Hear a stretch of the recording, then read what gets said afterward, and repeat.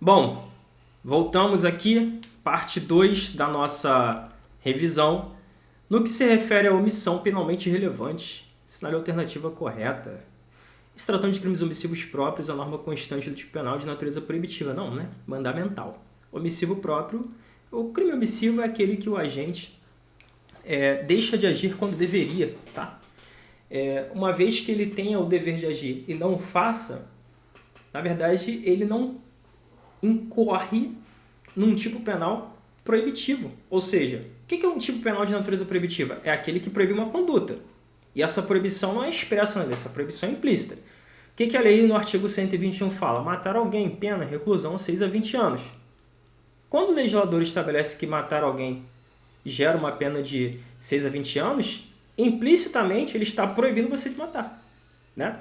E nos crimes omissivos, não há uma proibição, há um mandamento, ou seja, você deve agir. O melhor exemplo que nós temos de crime omissivo próprio é o crime do artigo 135 do Código Penal, né? 135, omissão de socorro. Letra B de bola, a relevância da omissão do agente depende exclusivamente da gravidade do resultado. Não, seja o resultado gravoso, tenha um resultado gravoso ocorrido ou não, você pode ter uma omissão penalmente relevante, independentemente da gravidade, tá? Independentemente da gravidade, seja um crime mais grave, seja um crime menos grave, a relevância da omissão não depende disso. A relevância da omissão depende da existência da possibilidade e do dever de agir, né?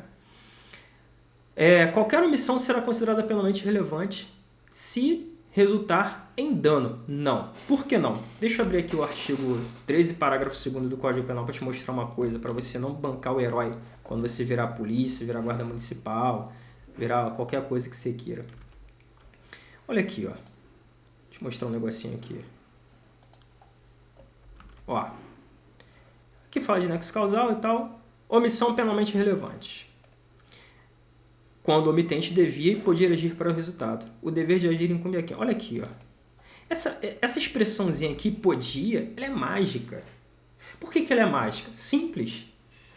Nem sempre você terá possibilidade. Às vezes você só tem o dever de agir.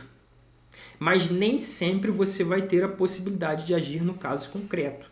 Então vamos dar o exemplo aí, vamos usar a polícia, como o nosso concurso aí, a nossa ideia primordial aí é a segurança pública, vamos pensar nas carreiras policiais. Você, polícia, foi lá e prendeu em flagrante totalmente dentro da lei, maneiro. Você tem um dever constitucional de garantir a integridade física daquele custodiado. Você vai levar ele para fazer ocorrência, você fez a prisão-captura, você vai levar para a delegacia para que seja lavrado o auto de prisão em flagrante pela autoridade competente. A partir dali, esse preso vai ser levado para audiência de custódia, etc. e tal. Maneiro. Mas vamos supor que no meio do caminho, indivíduos, bandidos de uma facção rival à do preso que está sob sua custódia, interceptam a viatura onde você está. E, ó, perdeu, não é nada com você não, seu polícia, o negócio aqui é com ele. Vai lá e mata ele. Veja, você vai responder por esse resultado danoso? Não tem como. Você tinha o dever de agir por lei, já que ele estava sob a sua custódia? Sim, você tinha o dever legal de agir para impedir a produção daquele resultado. Agora, você podia agir? Você sozinho ou você com outro colega lá na viatura, chegam ali 10 indivíduos fortemente armados. Você podia agir? Não, você não podia. Por isso que a letra C está errada. Qualquer omissão será considerada penalmente relevante se resultar em dano. Não, nesse exemplo que nós acabamos de tratar, houve um dano e nem por isso a gente pode categorizar isso como omissão penalmente relevante. A omissão será penalmente relevante quando a gente, encontrando-se em posição de agente garantidor, deixar de agir, podendo fazê-lo, desde que tal omissão seja causa adequada ao resultado. Sim, tem que haver, né? Tem que haver o nexo causal ali. Segundo, o juízo normativo de imputação. O que é juízo normativo de imputação? É um juízo que é feito valoradamente no caso concreto, tá? Letra E, somente a omissão dolosa é considerada penalmente relevante. Não, você pode ter omissão culposa. Imagina, mesmíssimo exemplo, você fez uma prisão em flagrante de um indivíduo que estava cometendo um furto e esse indivíduo já cometeu diversos pequenos furtos ou até roubos na localidade e a população quer linchá-lo. Você vai deixar? Óbvio que não. Porque se você deixa dolosamente, você vai responder pelo resultado lesivo na forma dolosa. Então, se vem lá e matam ele porque você, mata mesmo, bandido bom é bandido morto, negativo, tá errado. Se você fizer isso, você vai responder pelo homicídio dele.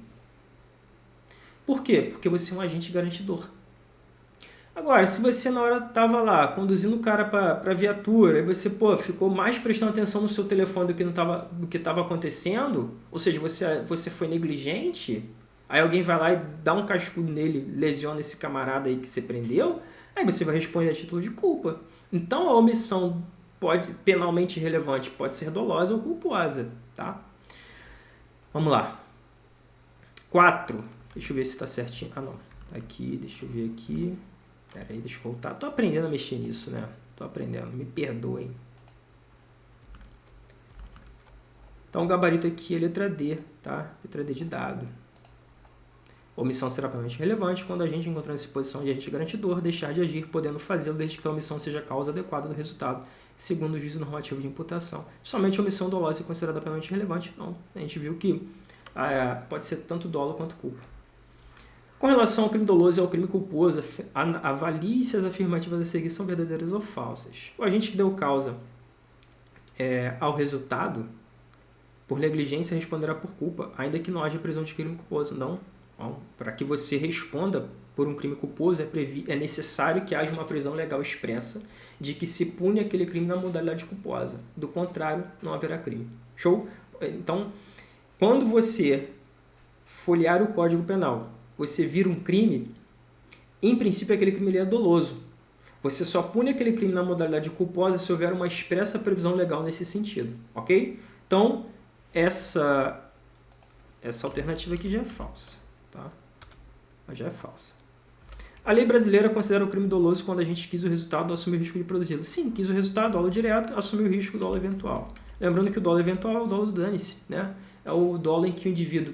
Existe a previsibilidade da ocorrência do resultado lesivo. Esse indivíduo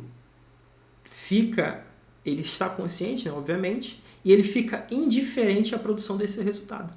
Eu não quero, eu vou sair aqui, eu comprei uma arma nova, eu vou sair aqui tirando no meio da rua. Eu não quero matar ninguém, mas se eu matar, dane-se, não estou nem aí. Então ele fica indiferente à produção do resultado, ou seja, ele assume o risco de produzir o resultado. Então aqui é a letra V de verdadeiro. O item 3 é a imprudência caracteriza o agir culposo, mas a imperícia implica o agir doloso. Não, a culpa se manifesta por imprudência, imperícia ou negligência. Então, isso aqui é a letra F de falso. Qual o gabarito aí? Tropa, vamos ver, FVF, né? Fox, Victor Fox. Aí, ó, letra A de amor. Vamos lá. Peraí, deixa eu ver se está certinho aqui, né? Tem que ficar olhando porque eu sou meio perdido nesses negócios. Vander planejava fazer uma viagem de férias no final do ano pelo litoral do Nordeste. Juntou suas economias, em razão do tempo, exíguo, Vander não investigou a procedência do veículo, tendo acreditado na indicação de seu amigo Tobias, como se verifica em mensagens trocadas. Dia 31 de dezembro, Vander em viagem foi parado numa blitz. Na ocasião, o agente da PRF constatou que o carro de Vander era proveniente de roubo. Foi preso em flagrante pela receptação. Diante do cenário descrito, assinale a opção que indica a tese defensiva que poderia ser indicada em favor de Vander. Ora, essa questão aí é uma questão em que a gente fica... que eu fico assim... confortável para alertar vocês que às vezes é a questão mais certa que você tem que marcar ou a menos errada. Tá? Dentro daquele contexto que as alternativas te dão. A rigor, na boa, ele poderia responder aí por receptação culposa. Tá?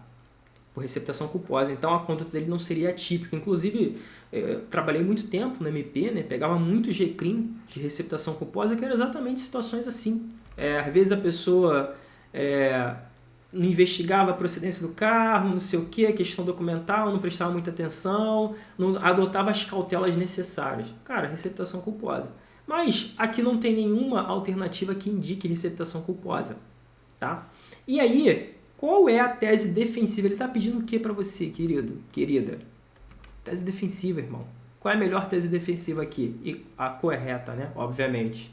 Princípio da insignificância. Um carro, poxa, dificilmente um carro em funcionamento, né, vai custar menos de 10% do valor do salário mínimo. Ok? Então, naturalmente, eu não aplicaria um princípio da insignificância aí. Então, exclusão da culpabilidade por coação moral irresistível, obediência hierárquica, não tem nada a ver com isso no caso concreto. Exercício regular de direito? Imagina, exercício regular de direito de adquirir carro de procedência ilícita? Não existe. Então, a melhor alternativa e a mais correta é justamente letra D de dígrafo. A tipicidade da conduta por ausência de dolo. Delegado de polícia, inclusive eu fiz essa prova, eu passei nessa prova, eu cheguei a prova oral de delegado, mas por questões particulares, né, eu acabei não indo fazer a prova oral, né, então preferi, né, eu achei mais interessante continuar como oficial de Justiça Federal do que eventualmente prestar uma prova oral de delegado, passar e depois largar a carreira de oficial de Justiça Federal para virar delegado de Polícia Civil. Código Penal, especificamente com relação ao elemento subjetivo do tipo penal. Gente, elemento subjetivo do tipo penal, dolo e culpa. Acabou. Subjetivo diz respeito ao sujeito. Elemento subjetivo do tipo penal é o quê? É a forma que... É o ânimo, é o ânimos, é a intenção, é o elemento anímico, é aquilo que está dentro do indivíduo quando ele pratica o crime. Dolo ou culpa.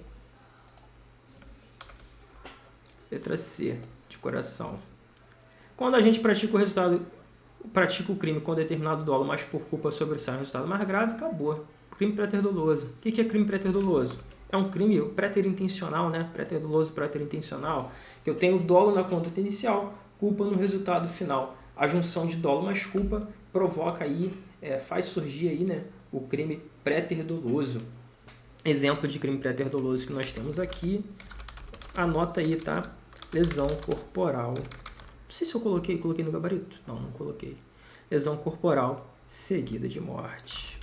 Artigo 129, parágrafo 3º do seu Código Penal. Dos crimes cometidos... Aqui já estamos num outro item do edital, tá bom? Num outro assunto bem bacana aí também para nós tratarmos. Deixa eu ver quanto tempo tem. Tá. Nos crimes cometidos sem violência ou grave ameaça, a pessoa reparado não restituída a coisa até o recebimento da denúncia da queixa, arrependimento eficaz, arrependimento posterior, tá? Letra C de casa. Artigo 16 do Código Penal. Tem que ver.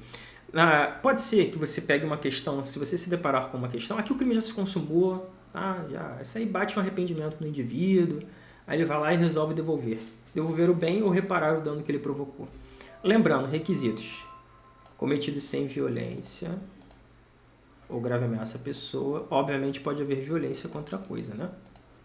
Reparado o dano ou restituída a coisa até o recebimento da denúncia da queixa. Até o recebimento. Aqui eu vou fazer uma observaçãozinha rápida. Ato voluntário. Então esses daí são os requisitos, beleza? Só um ponto aqui, voluntário, tá? Ele é diferente de espontâneo. Voluntário, vontade dele, espontâneo, parte dele, nasce dentro dele a ideia. Não necessita ser espontâneo, basta apenas que seja voluntário. Não necessita ser espontâneo. E, peraí, gente, o negócio tá escuro ali. Meu Deus do céu. Vamos trocar aqui, então. Apareceu.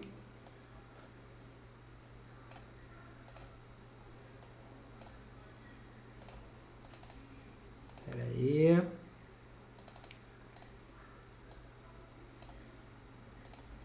Show. Então, vamos lá. Voluntário, nasce dentro dele. Espontâneo, voluntário, ocorre conforme a vontade dele. Ele tem vontade, ele não está sendo obrigado por ninguém. A vontade dele não está viciada, ela não está contaminada, ele não está sob ameaça. Espontâneo, nasce dentro do agente. Precisa nascer dele? Não. Alan, eu não consigo visualizar a diferença. Consegue. Imagina que eu chego lá, no curso lá onde eu dou aula e subtraio um telefone celular que eu vejo dando bobeira. Trago para casa, mostro a minha mãe fala assim, poxa, eu não te criei para isso. Tem necessidade nenhuma de você fazer esse negócio. Ó, eu espero que você faça a coisa certa. No dia seguinte eu vou lá arrependido e devolvo. O que é isso? Ato voluntário. É espontâneo? Não. Por que não é espontâneo? Porque não nasceu dentro de mim. Show? Até o recebimento, tá?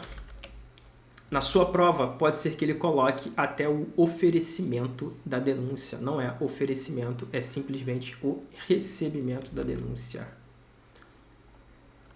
2. A conduta do agente que, uma vez iniciada a execução, impede voluntariamente que o ato se produza é denominada arrependimento eficaz. Tá? Aqui, como é que você vai diferenciar o arrependimento eficaz da desistência voluntária? Simples. Não esgotei os meios executórios. Esgota os meios executórios. É assim que você vai gravar. Show? No arrependimento eficaz, eu esgoto os meios executórios. Na desistência voluntária, eu não esgoto os meios executórios. Beleza? As questões de polícia gostam muito desse tema, não sei porquê. Elas curtem a ideia de desistência, arrependimento eficaz, e você só responde pelos atos até então praticados. E a tentativa? Quando que eu sei que eu estou diante de uma tentativa? Simples. Está lá no artigo 14, inciso 2, o seguinte, disse o crime, né? Está escrito assim, disse o crime. Inciso 1, consumado, inciso 2, tentado. Quando iniciada a execução, o crime não se consuma por circunstâncias alheias à vontade do agente. Então, na tentativa, o agente quer prosseguir, mas ele não pode. Por exemplo, a polícia chega na hora, toca um alarme de um carro, o vizinho fofoqueiro acende a luz e começa a gritar, o cachorro começa a gritar, enfim, alguém vem e prende ele em flagrante. Acontece qualquer evento alheio à vontade do agente que o impede de prosseguir, para fins de consumação do delito. E na desistência voluntária, ele pode prosseguir na execução, mas ele não quer. E aí a gente chama isso de fórmula de Frank. Na tentativa, eu quero prosseguir, mas eu não posso. Na desistência, eu posso prosseguir, mas eu não quero. Tentativa. Vou até escrever aqui, né? Na tentativa, quero prosseguir, mas não posso. Na desistência, posso prosseguir, mas não quero. Tranquilos? Show de bola? Vai passar na prova, vai fazer um churrasquinho e vai me chamar para eu comparecer.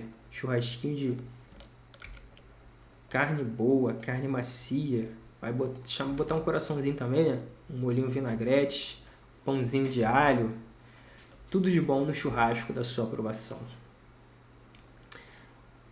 Vamos lá, mais um tópico. José e Luana tinham saído juntos para jantar e ao final José se ofereceu para levá-la em casa. No caminho levou Luana para outra casa dizendo que ia beber água. Chegando no local, José teria agredido Luana e tentado violentá-la sexualmente. Para se defender, Luana teria conseguido derrubar José e o esganado. Ao perceber que ele desmaiou, Luana fugiu e se apresentou na delegacia onde deu depoimento, no sentido de que não tinha intenção de tirar a vida de José. Aqui é só um detalhe, tá? Luana não vai responder por nenhum crime por legítima defesa. Gabrita aqui, letra A. Só um detalhe aqui. A questão foi muito boa, tá? Questão muito boa, porque ela até fala, poxa, ela não tinha intenção. Por que ele faz essa questão de mencionar que ela não tinha intenção de tirar a vida? Simples. Para mostrar para você que existia ali uma relação de proporcionalidade na reação que a Luana teve. É por isso. Para mostrar que ela agiu, ou melhor, que ela reagiu a uma injusta agressão de forma proporcional. Ela poderia tirar a vida dele e ainda assim ser considerada legítima defesa? E ainda assim essa legítima defesa ser considerada proporcional? Sim, poderia. Por que ela poderia? Porque não existe de antemão como falar, que uma agressão é ou não proporcional. É só o caso concreto que vai dizer que aquela reação, melhor dizendo, vai ser proporcional. Você tem que usar moderadamente os meios que estão à sua disposição. E pode ser que naquele caso ali, a Luana, para se defender, o cara insistiu tanto, veio para cima tantas vezes, mesmo ela gritando, mesmo ela se estapeando, que chegou um ponto que ela teve que matar para ela conseguir sobreviver. E seria proporcional. E quem é que vai dizer que é proporcional? É só o caso concreto, tá? De antemão, gente, é muito difícil você falar, não, deu um tiro, é proporcional, deu 10 tiros, é desproporcional. Negativo. Não tem como você fazer isso de antemão, beleza? Vamos seguir aqui. Legítima defesa. Lembrando que a legítima defesa é a reação proporcional a uma agressão humana, atual ou iminente. A agressão é essa injusta, tá? E como que isso pode cair na sua prova? Eles podem tentar confundir você com o estado de necessidade. O estado de necessidade é um perigo, não criado, obviamente, pelo agente, do qual ele quer se salvar. Então, o melhor exemplo que você tem é, o cara tá lá, tá caindo um avião, aí para ele se salvar, ele vai lá, só tem um paraquedas, para ele se salvar, ele vai lá e mata outra pessoa. Legítima defesa ou estado de necessidade? Estado de necessidade. Estado de necessidade. Por quê? Um perigo atual, do qual para ele se salvar, ele teve que sacrificar a vida de uma outra pessoa. Animal, tá vindo um animal, um pitbull na sua direção te morder. Você vai lá, saca a sua arma e dá um tiro no pitbull, mata o pitbull. Que é isso? Legítima defesa ou estado de necessidade? Estado de necessidade. Você usou um meio, você usou o meio que você tinha, você sacrificou um bem jurídico, no caso a vida do pitbull, para preservar um bem jurídico de igual ou maior valor. No caso, um bem jurídico de maior valor, que era a sua vida. Beleza? Esse perigo foi você que criou? Não. Era uma agressão humana? Não. Era um perigo da natureza, no caso, um cachorro bravio, né? Entretanto, em relação a animais, cabe nós fazermos uma observaçãozinha aqui, que é a seguinte: se o animal vem, ele se solta, vem na sua direção, é um touro, é um cachorro, é qualquer coisa que seja, e você vai lá e mata esse animal para você preservar a sua vida ou a vida de terceiro, está de necessidade. Agora, se esse animal está sendo atiçado pelo dono para te morder, aí é legítima defesa. Por que ela é legítima defesa nessa segunda situação? Por um motivo muito simples. Nessa segunda situação, o animal é utilizado como um instrumento para a realização dessa agressão injusta pelo ser humano. Beleza? Vamos avançar. Lembrando aqui as causas de exclusão da ilicitude: legítima defesa, exercício regular de direito, estado de necessidade, estrito cumprimento do dever legal, e nós temos uma causa supralegal de exclusão da ilicitude chamada consentimento do ofendido. Cai em prova? Cara, raramente. A última vez que eu me lembro de ter caído em prova foi numa prova de promotor de justiça. Beleza? Então, o consentimento do ofendido, a gente pode até escrever aqui, é uma causa supralegal de exclusão da ilicitude. Como regra, tá? Se o consentimento fizer parte do próprio tipo penal, ela vai ser uma causa de exclusão da tipicidade. 2. Janaína, viúva mãe de 4 filhos, desempregada sem dinheiro para comprar comida, passava por uma loja de frutas, percebeu que havia uma cesta de maçãs que se projetava para lá de fora. Janaína subtraiu 4 daquelas frutas para dar aos seus filhos, ocasião que foi presa. Nessa circunstância, essa é a alternativa que melhor descreve a situação jurídico-penal de Janaína. Essa aqui está tranquila, né? Estado de necessidade. Alan, poderia falar de princípio da insignificância? Poderia. Só que qual é a diferença? O estado de necessidade é uma causa de exclusão da licitude e o princípio da insignificância é uma causa de exclusão da tipicidade material da conduta. Mas estaria certo do mesmo jeito. Agora, imagina, furto tentado, roubo consumado. Não, roubo tem que ter violência ou grave ameaça. Estelionato. Não, estelionato você tem que induzir alguém em erro para obter uma vantagem indevida. 3. Excludentes de licitude reconhecidas. A legítima defesa está necessidade de estrutura do dever legal. Exercício regular de direito e o consentimento do ofendido são excludentes que expressamente encontram-se previstos no Código Penal. Não. Só molhar minha garganta aqui. Tem que molhar a garganta, senão dá ruim. Não, gente. O consentimento do ofendido, nós acabamos de falar, né? Eu nem lembrava dessa questão, que ele é uma causa supralegal de exclusão da conduta, de exclusão da ilicitude, tá?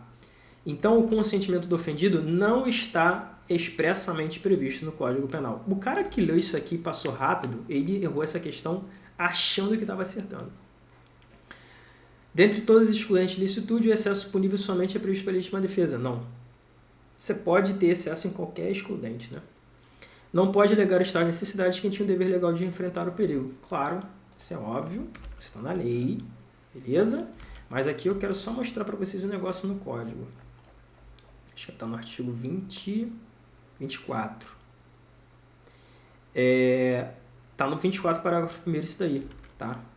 Porém, isso é óbvio, né? Imagina o bombeiro, eu não vou entrar no prédio para salvar a criança porque eu tenho medo de fogo. Óbvio que não, porque ele tem um dever legal. Claro que você tem que julgar isso mediante um critério de razoabilidade e proporcionalidade, né? O prédio lá já virou uma bola de fogo. Não tem ninguém, obviamente, mais vivo lá dentro. Você vai forçar o bombeiro a entrar lá? Não vai, né? Letra D. Configura-se legítima defesa quando o agente, usando moderadamente dos meios necessários, repele injusta agressão atual iminente a direito próprio ou alheio. Tá? Você pode ter legítima defesa própria de terceiros. Então, tanto está necessidade quanto legítima defesa pode ser próprio de terceiro. 4. Quando o fato é praticado em estrito cumprimento do dever legal, fica excluída a ilicitude. É isso aí. Estrito cumprimento do dever legal. Quem é que atua com estrito cumprimento do dever legal? Agente público. Quando você prende alguém em flagrante, você tá restringindo a liberdade de locomoção daquela pessoa. Você, polícia. Quanto à guarda municipal, a gente tem uma discussão sobre se esse flagrante é facultativo ou obrigatório, tá? Tem uma discussão aí. A doutrina, mais para a área da polícia, vai falar que é obrigatório.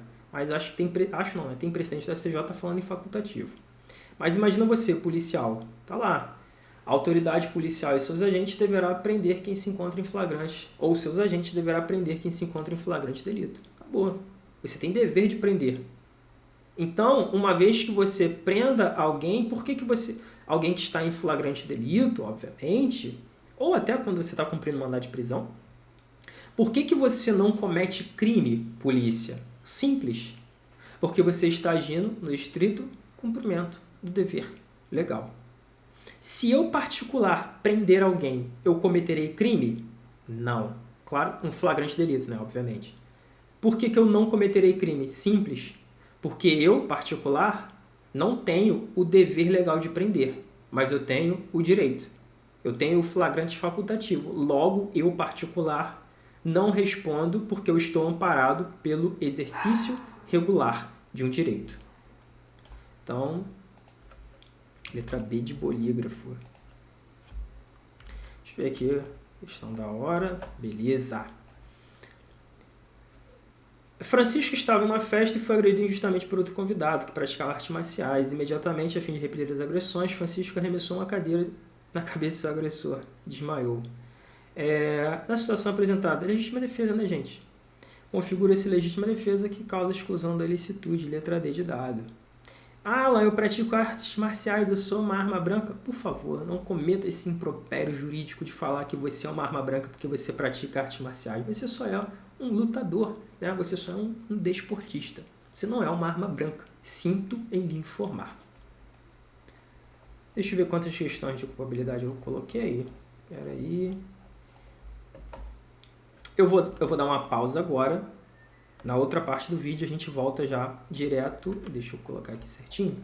A gente já vem em culpabilidade. Só para não ficar quebrado o começo igual ficou nessa segunda parte. Beleza?